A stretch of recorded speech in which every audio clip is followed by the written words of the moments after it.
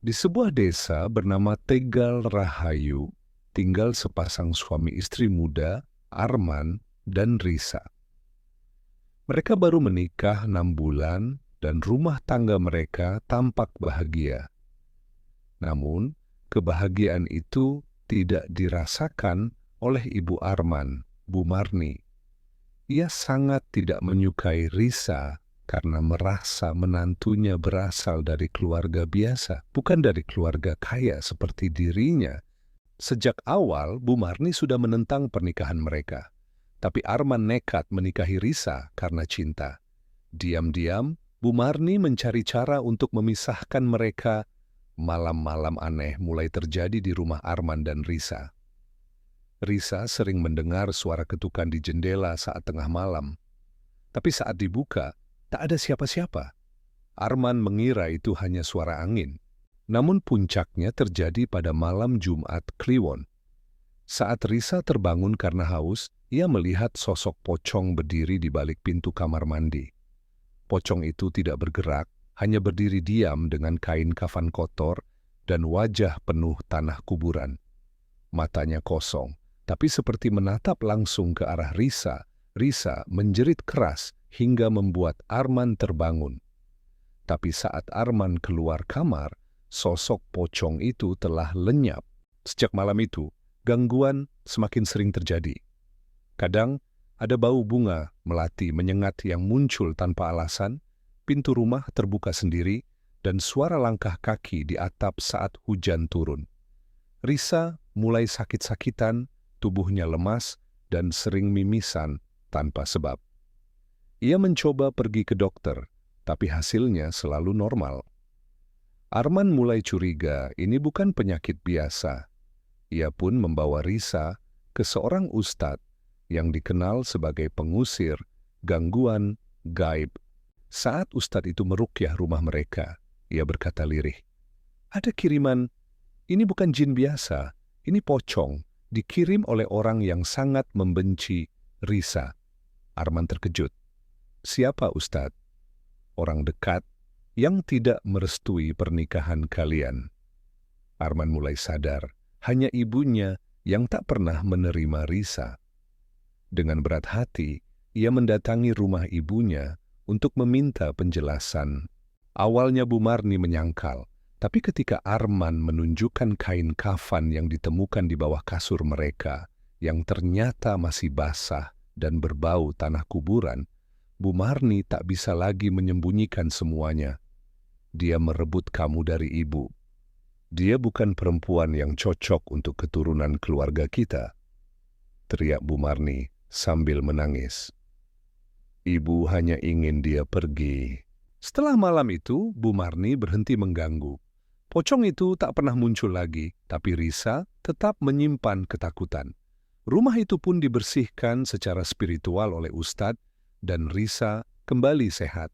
Namun, di suatu malam, Risa bermimpi buruk. Dalam mimpinya, Bu Marni tertawa di samping pocong yang kini bermata merah. Karena cinta mereka kuat, Arman dan Risa memutuskan pindah dari desa itu. Tapi setiap malam Jumat Kliwon, mereka masih mendengar suara ketukan di jendela.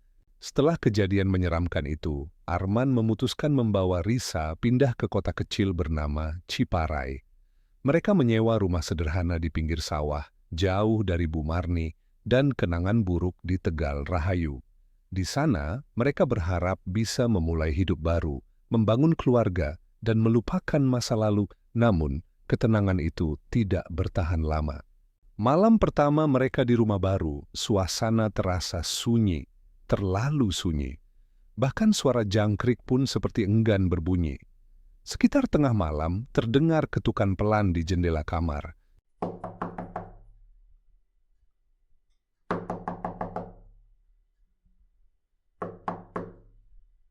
Risa membeku. Arman membuka tirai, tapi hanya gelap yang terlihat.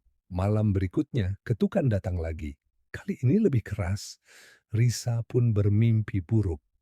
Dalam tidurnya, ia melihat sosok pocong berdiri di tengah sawah, menghadap ke rumah mereka. Mulutnya sobek, dan dari matanya keluar darah hitam. Di sampingnya, Bu Marni. Tapi wajah Bu Marni pucat, matanya kosong. Ketika bangun, Risa teriak histeris. Arman menenangkan, namun ia pun mulai merasakan firasat buruk. Pagi harinya, Arman menelepon tetangganya di Tegal, Rahayu. Ia terkejut mendengar kabar bahwa Bu Marni telah meninggal 2 hari setelah mereka pindah secara mendadak. Tidak sakit, tidak ada gejala, hanya ditemukan tergeletak di ruang tamu dengan wajah ketakutan dan mata terbuka menatap langit-langit. Dan lebih anehnya lagi, di bawah tubuh Bu Marni ditemukan segumpal kapas dan tanah kuburan basah. Risa merasa dingin sekujur tubuh. Sejak malam itu, gangguan makin kuat. Bukan hanya ketukan, tapi pocong yang sama mulai menampakkan diri di ujung ranjang, duduk diam menghadap tembok. Kadang berdiri di belakang Risa saat ia menatap cermin. Arman kembali memanggil Ustadz. Tapi Ustadz itu berkata sesuatu yang membuat bulu kuduk mereka berdiri. Ini bukan kiriman lagi. Pocong ini bukan hanya suruhan. Dia sudah menjadi bagian dari roh penasaran. Karena Bu Marni mati dengan dendam di hati, dia mati membawa kebencian. Dan sekarang dia ikut kemanapun kalian pergi. Ustadz menyarankan hanya satu cara, memaafkan sepenuhnya, bahkan jika itu sulit. Karena roh dendam hanya akan tenang jika hatinya tidak ditantang, tapi disucikan lewat penerimaan dan doa. Malam harinya Arman dan Risa melakukan salat malam. Mereka membacakan doa untuk Bu Marni, memohon ampunan atas segala kesalahan, dan dengan air mata Risa berkata, lirih, "Bu, maafkan saya, kalau selama ini saya belum bisa jadi menantu yang baik. Tapi saya mencintai Arman, dan saya ingin hidup damai, bukan bermusuhan. Kalau ibu masih menyimpan dendam, lepaskanlah, biarkan ibu tenang." Malam terasa hening, malam itu tidak ada ketukan, tidak ada mimpi buruk, tidak ada suara langkah atau wangi melati. Namun, keesokan harinya saat membuka pintu rumah, Risa menemukan seikat bunga melati segar di depan pintu dan secarik kertas lusuh bertuliskan, "Jagalah Arman baik-baik." Tinta di kertas itu seperti bekas tetesan air mata, terungkap siapa yang membantu Bu Marni. Setelah menemukan bunga melati dan pesan misterius dari almarhumah Bu Marni, suasana rumah Arman dan Risa memang lebih tenang. Tapi di hati Arman masih menyimpan satu pertanyaan besar. Siapa yang membantu ibu mengirim pocong itu dulu? Bu Marni memang keras kepala, tapi ia bukan orang yang paham dunia hitam. Arman yakin ada pihak ketiga, seorang dukun atau ahli ilmu hitam yang jadi perantara kiriman itu. Arman pun pergi diam-diam ke Tegal Rahayu, ke rumah masa kecilnya. Ia bertanya ke tetangga lama, menyelidiki siapa yang terakhir dekat dengan ibunya sebelum ia meninggal. Dari penuturan beberapa warga, nama Mbah Rekso muncul. Bu Marni sering pergi ke rumah Mbah Rekso di malam hari. Katanya minta petunjuk soal rumah tangga anaknya, tapi orang sini udah lama curiga, Mbah Rekso itu bukan dukun biasa, ilmunya gelap, bahkan bisa membangkitkan yang mati. Dengan ragu, Arman mendatangi gubuk tua tempat Mbah Rekso tinggal, sebuah rumah reyot di pinggir hutan bambu. Saat Arman tiba, Mbah Rekso seolah sudah menunggunya. Ia duduk di bale-bale, matanya tajam menembus. Wajahnya kurus, kulitnya keriput kehitaman. "Kamu anaknya Marni, ya?" "Iya. Saya ingin tahu, ibu saya, apa benar pernah datang ke sini?" "Datang? Hahaha." Tawa Mbah Rekso berat dan dingin. "Bukan cuma datang. Dialah yang minta ajian kiriman pocong, pengikat jiwa. Kiriman itu bukan hanya untuk menyiksa, tapi mengikat, supaya istrimu nggak bisa bebas. Sakit, sekarat, lalu pergi. Arman mengepalkan tangan. "Kenapa Anda mau bantu hal sekejam itu?" Mbah Rekso mendekat, membisik dengan bau busuk menusuk. "Karena ibumu dulu pernah menyelamatkan nyawaku."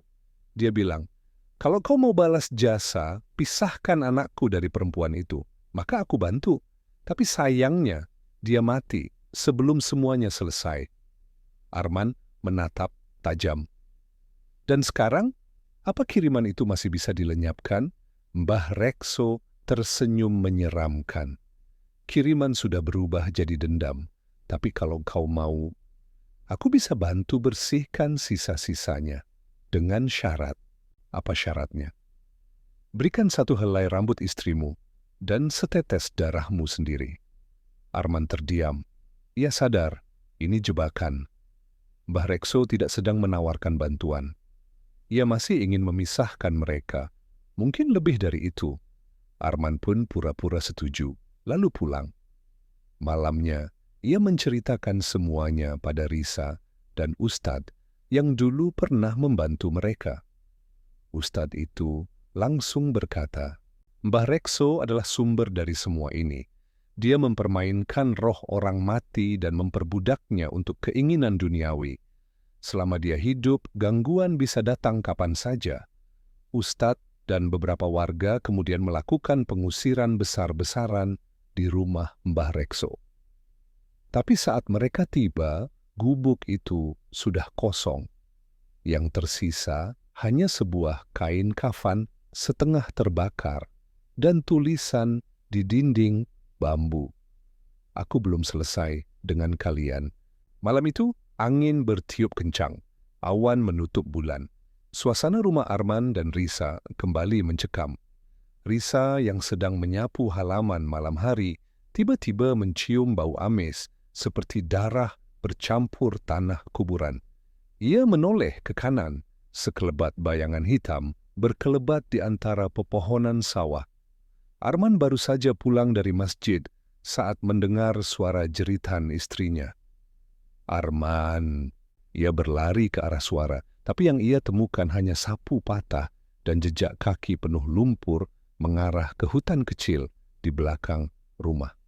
Di ujung jejak itu ada sepotong kain putih, potongan dari baju tidur Risa. Arman panik. Ia langsung menghubungi Ustadz dan warga sekitar. Bersama-sama mereka menyalakan obor dan masuk ke hutan. Di tengah-tengah kegelapan, mereka melihat asap hitam menggumpal dan terdengar suara tertawa, pelan tapi dalam.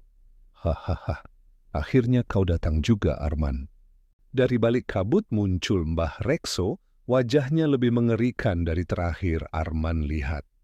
Matanya merah menyala, kulitnya menghitam dan membusuk seperti setengah hidup setengah mati.